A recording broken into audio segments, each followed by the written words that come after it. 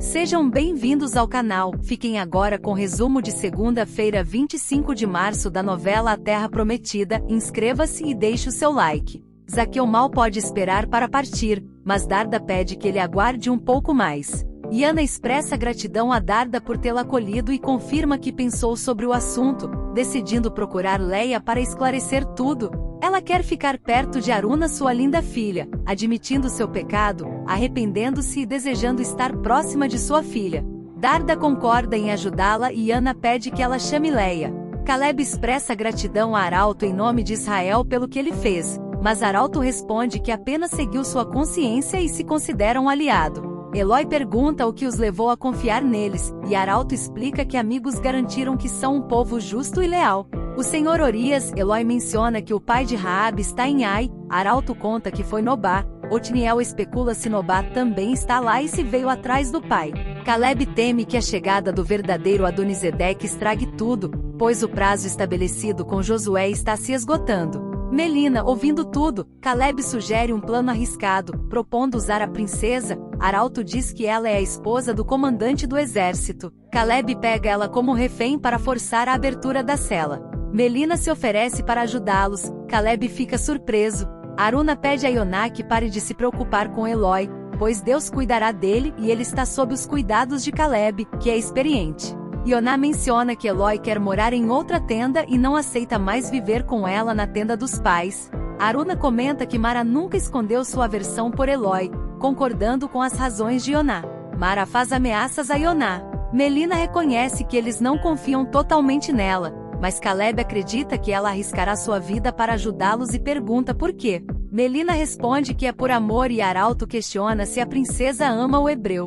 Caleb pergunta se ela se refere a Iru, e Melina confirma, dizendo que ela ajudará por ele e por si mesma, desde que a levem junto. Caleb pondera sobre o risco e a exaustão da fuga, mas Melina argumenta que nada é mais perigoso e sufocante do que viver no palácio.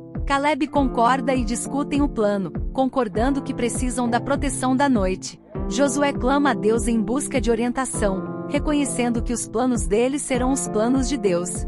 Ele ouve a voz de Deus, que o instrui a não temer e a levar todos os soldados para subir até Ai, prometendo entregar o reino, o povo, a cidade e toda a terra de Ai em suas mãos. Josué concorda em cumprir as ordens de Deus e recebe instruções para agir da mesma forma que agiram com Jericó, mas desta vez, tomar todos os despojos, incluindo riquezas e gados. Josué diz que vai seguir a vontade de Deus e recebe as instruções de Deus. Leia adverte Samara sobre a gravidade de seu ato. Matar uma pessoa é extremamente perigoso e as consequências podem ser devastadoras se ela for descoberta. Samara diz assim como quando mataram a rata do deserto. Samara argumenta que não se preocupa com isso. Leia diz que era uma situação limite. Samara fala que agora foi uma situação limite, ou ela achou mesmo que ela iria se casar com Abel, desistiria do Josué nunca. Leia ressalta que agora é ainda mais grave, e questiona se Samara realmente achava que Josué desistiria de Aruna para se casar com ela. Leia lembra a Samara que não impediu o casamento de Josué com Aruna, planejado para depois da próxima batalha. Samara expressa sua determinação em impedir isso, afirmando que Josué será dela custe o que custar. Leia enfatiza que ela está indo longe demais e beirando a loucura. Samara insiste que Josué será seu, mesmo que isso signifique a morte de Aruna. Leia repreende Samara, questionando se ela está considerando matar Aruna, e pede que ela controle seus impulsos, pois está indo longe demais. Darda chega e pede uma conversa com Leia em sua tenda, querendo mostrar algo para ela. Josué relata que Deus falou com ele novamente e deu instruções para uma nova batalha contra Ai. Eleazar ressalta que mais uma vez Deus os está guiando e abençoando. Josué reitera que Deus não os abandonou e explica as ações que devem tomar para obter a vitória. Elidade concorda em seguir rigorosamente as instruções. Salmon pergunta qual será o plano, e Josué decide dividir o exército, ordenando que Salmon reúna 30.000 homens valentes e parta para Ai, ainda naquela noite. Os líderes se oferecem para acompanhá-lo. Josué planeja avançar com um pelotão de 5.000 homens, enquanto os 30.000 liderados por Salmon ficarão posicionados atrás do reino de Ai, aguardando seu sinal. Quando 5.000 homens estiverem na frente da cidade, irão atrair o exército inimigo para uma emboscada. Se Caleb e os outros não retornarem até o próximo dia, eles avançarão sem eles. Kruga questiona Adonisedec, perguntando se os hebreus estão satisfeitos com as acomodações. Úrsula responde que não é hebreia e nunca se sentiu tão ofendida em sua vida. Kruga comenta que ainda vão chorar lágrimas de majestade. Iru encoraja ele a se manter firme, pois os hebreus nunca desistem, zombando de Adonisedec. Caleb chega com Melina como refém, enquanto ela implora por ajuda, temendo por sua vida. Melina promete fazer tudo o que mandarem. Kruga questiona por que Adonisedec está permitindo isso, ao que Adonisedec responde chamando Kruga de estúpido por não perceber que Caleb é um hebreu, e ele é o verdadeiro rei. Caleb ameaça Kruga, exigindo que ele abra a cela, caso contrário, ela morrerá. Kruga obedece liberando Iru. Iru dá um soco em Kruga e pergunta para onde irão com a princesa. Melina responde que bem longe dali. Caleb ordena que partam imediatamente para evitar que descubram a fuga.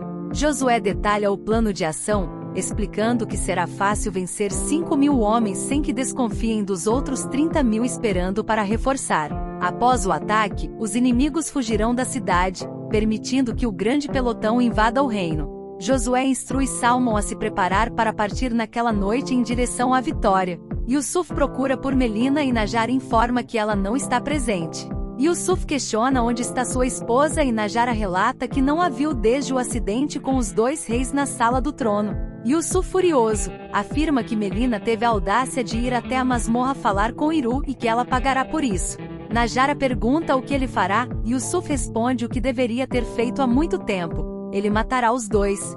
Haniel repreende Gael por sujar o chão novamente e o coloca de castigo até aprender a se comportar adequadamente à mesa. Tirda intervém, achando a atitude de Haniel muito dura e pede para ele ser mais gentil. Afinal, Gael é apenas uma criança assustada.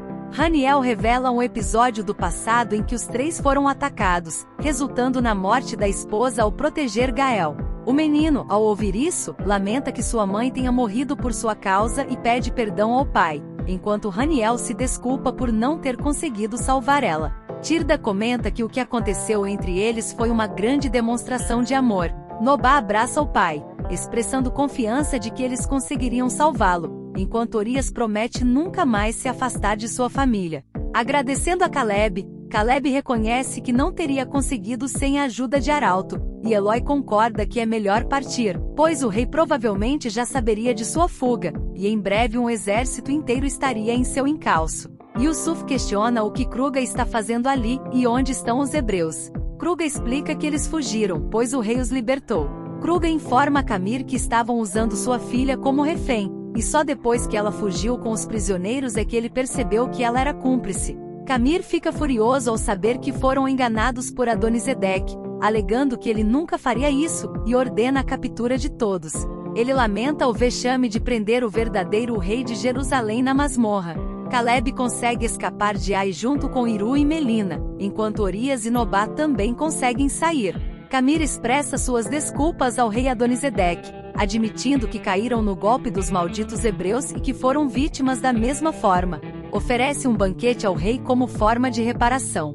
Yusuf insiste que devem perseguir os hebreus e a traidora a todo custo, não permitindo que escapem. Adonisedec desdenha da ideia de os tolos hebreus vencerem o exército de Ai e destaca que tem apenas um inimigo em comum, Israel. Ele se recusa a brindar a uma aliança com Camir, demonstrando desprezo por sua incompetência e despreparo. Expressa desejo de que os hebreus destruam completamente Ai e que fará aliança com qualquer rei para lutar contra Israel, exceto com Camir. Após suas palavras, Adonisedec se retira, deixando Camir e Ravena chocados. Jordi implora para ser levado para Jerusalém, mas Adonisedec dispensa sua companhia, prevendo a destruição iminente de Ai pelas mãos dos hebreus. Jordi lamenta a vergonha que Camir e Ravena representam, enquanto Ravena observa tudo atentamente. O homem com lepra chega à tenda de Raabe. Quemuel pergunta por Leia. Samara explica que ela foi até a tenda de Darda, pois precisava conversar com ela, tudo muito misterioso. Quemuel decide ir buscar Leia. Aruna comenta com Josué sobre o entusiasmo dos guerreiros. Josué reafirma aos soldados de Israel que o grande dia chegou. Amanhã derrotarão o reino de Ai. Encoraja-os, pois Deus está com eles e essa conquista é seu direito legítimo. Avante, Israel! Avante, hebreus! Yusuf, do alto do morro, avista Melina e os hebreus fugindo. Ele atira uma flecha em Melina, que cai. Iru entra em desespero e grita pelo nome dela, com lágrimas nos olhos. Leia questiona Darda sobre a conversa misteriosa. Yana explica que é ela quem deseja falar com Leia, surpreendendo-a. Mila ordena ao leproso que saia e espere lá fora pela comida que deseja, pois elas a entregarão. O leproso agarra Mila, que grita. Raabe intervém, pedindo que ele solte sua mãe e espere do lado de fora. Ele tenta avançar em Raabe, mas fica paralisado, deixando-a assustada e sem saber como agir. Leia expressa incredulidade diante de Yana, como se estivesse em um pesadelo ao vê-la depois de tantos anos. Yana admite que não esperava esse encontro, mas voltou. Ela relata ter encontrado Aruna e Kemuel também, sem intenção de revelar nada a Aruna nem ter contato com o marido dela. Leia insiste para que ela fique longe de Kemuel, pois acreditava que ela estava morta. Yana questiona como ela tinha tanta certeza e expressa o desejo de viver em paz em Gilgal, perto de Aruna. Quando o leproso estava prestes a tocar em Raabe, Salmão o manda embora. Mila fica desesperada ao ver que o leproso a abraçou. Iru encoraja Melina, dizendo que ela chegou até ali e não deve abandoná-lo agora. Ele pede para ela reagir, mas Melina, à beira da morte, murmura que está tudo bem. Yusuf, observando do alto, vai atrás dos hebreus. Caleb chama Iru e avisa que estão se aproximando. Melina resignadamente comenta que é bom morrer livre. Melina morre, Iru a abraça, chamando-os de malditos. Caleb responde que a morte não trará Melina de volta e pede para eles partirem rapidamente. Melina jaz morta no chão. Yusuf ordena aos soldados que retornem à cidade e relatem o ocorrido a Camir. Ele planeja orar aos deuses e depois levar o corpo de Melina ao palácio. Após os soldados partirem, ele murmura que Mote a devore sem piedade. Não esqueça de ativar o sininho das notificações para receber o aviso de novos vídeos. Até a próxima!